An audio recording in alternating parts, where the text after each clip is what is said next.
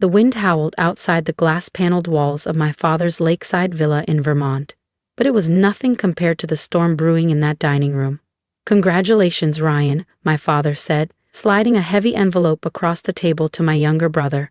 "You've earned it." The deed to the villa, the company, the offshore accounts, it was all his. I sat silently across the oak table, 34 years old and suddenly feeling 10. My palms were cold, pressed against my slacks as I struggled to keep composed. Ryan avoided my gaze. His lips were tight, eyes low. My stepmother fidgeted with her necklace, eyes glued to the floor. Then my father turned to me. "And you, Ava," he sneered, "you've always been a dreamer. Weak, too compassionate to survive in the real world." My stomach dropped. There were 4 others in the room. Him, Ryan, my stepmother, and the attorney, but somehow I felt utterly alone. He pushed a stack of papers to the man in the suit. "Let's get this signed." "Dad," I croaked, "please don't." He rolled his eyes. "Spare me, Ava, you chose to leave. You wanted to. Find purpose, remember?" He raised his fingers in mocking air quotes. "You walked away from this family to work in some clinic overseas, and for what? No money, no title, just wasted time." "You never asked why I left," I whispered. "You never cared. And I still don't," he snapped. "Because Ryan was here. Ryan showed loyalty." "He showed you what you wanted to see," I said quietly. "But he lied to you." My father laughed bitterly. "That's jealousy talking." The attorney, a gray-haired man named Mr. Whitman, shifted awkwardly. His fingers tightened around the folder. "Actually," he said, clearing his throat, "before anyone signs, there's something you should hear." My father frowned. "What is it?" Mr. Whitman looked him straight in the eye. "There's a sealed amendment to the will, added 6 years ago at the request of your late mother." My heart jumped. My grandmother, the only one who ever truly saw me, the only one who used to say, "I had more strength in my silence than most people had in their loudest moments." "What amendment?" my father snapped, irritation rising. Mr. Whitman calmly opened the leather folder and withdrew a yellowed document.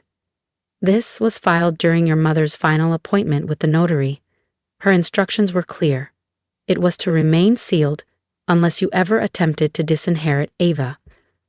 Hey, my father's face twitched. "That's ridiculous. She had no such authority."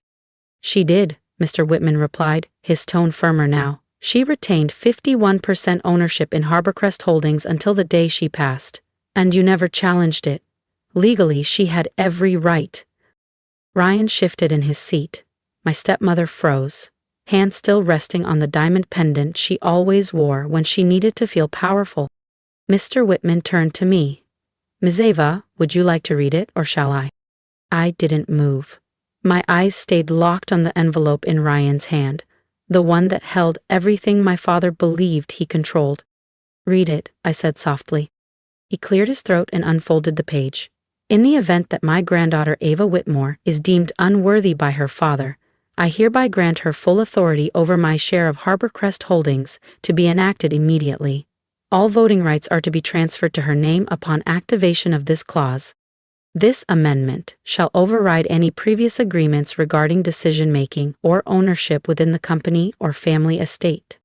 Silence.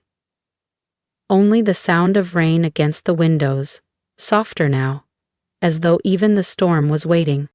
"What the hell does that mean?" my father barked. "It means," Mr. Whitman said, turning toward me, "that your daughter is now the majority shareholder. Nothing you sign today can override that." My father shot to his feet. The chair screeched backward. "This is absurd. She doesn't even understand the business." "Maybe not your version of it," I said, rising, my voice steady. "But I know how to lead, how to protect, how to build without tearing people down." I took a step forward. "You said I was useless, but I never needed your validation." I turned to Mr. Whitman. "Let's move forward. We have a company to run." Ryan stared at the table. My stepmother opened her mouth to speak, then didn't. My father never sat back down.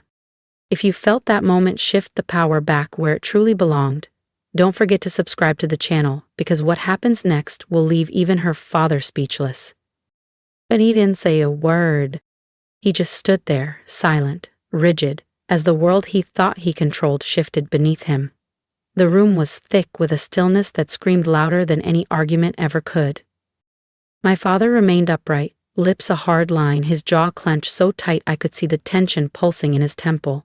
His knuckles were white around the edge of the chair he'd shoved back. And for the first time in my life, I saw something I'd never seen in his eyes. Fear. Not the kind that lashes out, but the kind that sinks in. A quiet, soul-deep fear of losing something he never thought he'd have to fight for. "Please, sit," I said gently. I didn't say it to shame him. I wasn't here for revenge. I only ever wanted what had been withheld from me for decades, dignity. Still, he didn't move. Instead, Ryan finally spoke. "Wait. This isn't right." She left. He looked around the room, searching for support. She wanted no part in the business. She ran off to help people or something. "I built homes for women escaping abuse. I funded transitional housing for veterans," I said evenly. "I didn't run away. I ran toward something that mattered." He scoffed. "That's nice and all, but you don't know how to run Harborcrossed." "I know enough," I said, locking eyes with him, "to know you've been skimming funds through a shell corporation registered under your college roommate's name." Ryan paled. My stepmother gasped. "Ava, stop, this is family." "Was it family?" I asked, my voice breaking. "When you sat by as he called me a failure, when he handed everything to Ryan without acknowledging the sacrifices I made for all of you?" "You were never built for this world," she whispered. "No," I nodded. "You all made that clear. But Grandma thought differently." Mr. Whitman cleared his throat. "Miss Ava, your grandmother didn't just leave you shares. She left something else, meant to be given only after this moment." He opened his briefcase and retrieved a small weathered box. Inside was her old gold-plated compass. Beneath it, a folded letter with my name in her delicate script. My fingers trembled as I opened it. "My dearest Ava, if you're reading this, it means your father has done exactly what I feared. Don't hate him. He's a product of a world that told him power is louder. You were never weak. You were the quiet strength that held us together. This compass is yours now, because no matter what path you take, I trust you to lead." Tears threatened, but I blinked them back. I turned to Mr. Whitman. "Let's proceed." As I signed the acknowledgement of my controlling stake, my father finally spoke. "You think this makes you powerful?" he said, voice low. "You think she gave you this out of love? She did it to spite me." I looked at him, really looked, for once, not as a daughter seeking approval, but as a woman who saw the truth. "No," I replied. "She did it because she believed in me, and she knew I'd use this power to build, not break." I walked out with my head high, years of rejection falling from my shoulders like rust. But what waited outside wasn't peace. It was war. Because power brings enemies, and Ryan wasn't finished. I'd barely reached the corridor when I heard footsteps. "Ava," he called out. I turned. His voice was calm, but his eyes? Calculating. "You don't have to do this," he said. "Do what?" "Push me out," he shrugged. "That's your next move, right?" "I haven't made a move," I said quietly. "I simply stood up." He chuckled. "You think signing some papers makes you powerful? You don't have the backbone to lead." My heart pounded, but I didn't flinch. "I'm not here to prove myself to you, Ryan. I'm here to lead with integrity, something this family forgot." He stepped too close. "I give you 2 months," he sneered, "before you crawl back." "The company's not a charity," Ryan said coldly. "It's a battlefield." "No," I replied, lifting my chin. "It's a platform, and I'll use it to build, not break." "You really are naive," he muttered, shaking his head before turning away. But something about the way he left stuck with me. His clenched fists, the stiff shoulders. This wasn't surrender. It was just the beginning. The next few days moved like storm clouds rolling in. Word traveled fast. Ava Whitmore was back, and this time she wasn't just visiting. People whispered my name like it was a ghost story. Some were hopeful. Others, afraid. I didn't fire anyone. I didn't hold flashy meetings. I listened. And what I found was worse than I expected. Departments were turned against each other. Promotions were handed out based on loyalty, not merit. Employee burnout was ignored. This wasn't a business, it was a kingdom. And Ryan had studied under the king. One afternoon, I entered the break room. Conversations stopped cold. "Please," I said, raising my hand. "You're on break. Sit, eat." A janitor named Rosa stood slowly.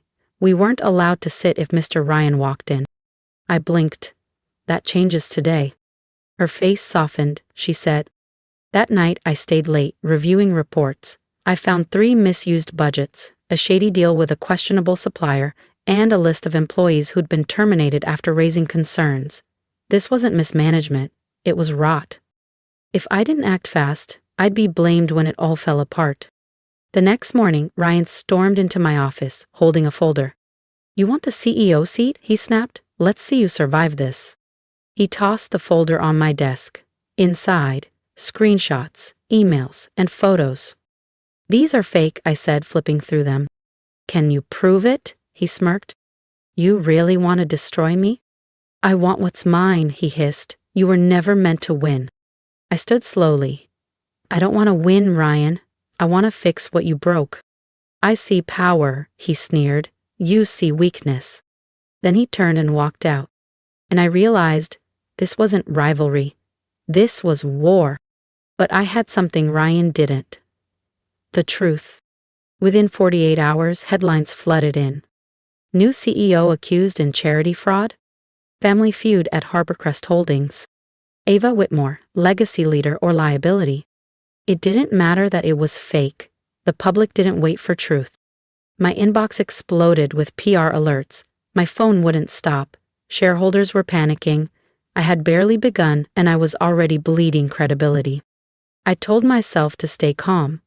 But late one night, locked in my office, I broke. Not loud, not messy, just silent sobs, curled on the couch. I wasn't crying because they didn't believe me. I was crying because maybe, just maybe, my father had been right. Maybe I wasn't cut out for this. Then came a soft knock. I wiped my eyes fast. The door opened anyway. Rosa stood there with a paper cup. "Thought you could use this." "You didn't have to," I whispered. "You looked like you needed it," she said, walking in. "No one ever brought me anything when I cried in this room, so maybe someone should break the cycle." Something inside me cracked again, but in a softer way.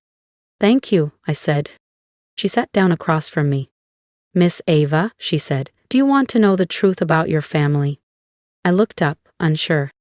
She nodded. "I've worked here 28 years. I've seen more than most, and I've seen what they hide." "You always looked me in the eye," Rosa said gently. I couldn't speak, my throat tightened. "You may feel alone now," she continued, "but you've got something they'll never have. Loyalty, earned through kindness." I blinked, trying to steady my breath. "Why are you helping me?" "Because someone once helped me when no one else did," she smiled. "And because this company doesn't need another king, it needs a healer." The next morning, I walked into the boardroom with quiet resolve. I let them speak first. Accusations, doubts, demands for resignation. One shareholder even threatened a lawsuit. When they were done, I stood. "If anyone here can prove those documents are real," I said clearly, "I'll step down today." Silence. Then I dropped the original reports onto the table, evidence of Ryan's financial misconduct, hush money, side deals. Then I turned on the projector. Footage played, Ryan entering a locked office, plugging in a USB, transferring files. The timestamp matched when the forged documents were created. No one spoke. "Truth matters," I said, "but I didn't come here to destroy my brother. I came to repair what he broke." I turned to the company attorney. "My grandmother gave me this role not because I was perfect, but because I still believe in people, even those who hurt me. I'm not pressing charges," I continued. "But Ryan is suspended, and a full investigation will proceed." There were stunned expressions. Then Mr. Halpern, a retired board member, stood. "I doubted you," he said. Thought you were just another idealist. But today, you reminded me why we built this company. It was about people, not power. And just like that, the energy in the room shifted. Ryan didn't come back, but 2 days later I received a letter in his handwriting. Ava, I don't expect forgiveness. I didn't just want control. I wanted to be seen. I always thought you got the love I never did. Maybe you just earned it differently. Ryan. I folded the letter and placed it beside my grandmother's compass. Not every ending needs a sword. Some arrive in stillness, and some beginnings are born from grace. The office felt different now, not quieter, more awake. It had been a month since the boardroom turned. The media retracted the false claims. Some tried to call it luck, but those who mattered saw the truth. Not because I shouted louder, but because I held the line with integrity. One person, though, still hadn't reached out. My father. No messages, no lawyers, nothing. I assumed he'd vanished to lick his wounds and blame the world. Until one Sunday morning I walked into my office, and there he was. Sitting across from my desk, hands folded, eyes dull. I had to see it, he said. See what? That you didn't burn it down. I said nothing. He looked older, tired, for once not like a man in control, but like one who'd lost something that mattered. You were right, he said softly. About me, about Ryan, about how this place stopped being about people. I studied him, unsure if I could believe it yet. Why now? I asked. He pulled something from his coat, a photo. Me and Grandma. I was 12, covered in paint. She was laughing. She said you'd change this family, he whispered. I just didn't want to believe it. If I did, I said gently, it's because she believed in me. He nodded. I came to say something I should have said long ago. He met my eyes. I'm sorry, Ava, for everything. Part of me wanted to say it was too late. But healing doesn't start with blame. It starts when someone finally breaks the cycle. So I nodded. Thank you. I just needed to say it before I ran out of time, my father said. Then don't, I replied gently. Fix what you can. It's not too late. He didn't respond, just gave me one last quiet look before slipping out the door. 2 weeks later, Rosa stepped into my office with a folder. What's this? I asked. A list of every employee your father let go for speaking up, she said softly. Figured you'd want to see it. I opened the file, read every name, and then we sent out letters, each one an invitation to return, no questions asked, not because I needed redemption, but because legacy isn't built on bloodlines. It's built on how you make people feel when you leave the room. Months passed. The company didn't look flashier, it looked warmer.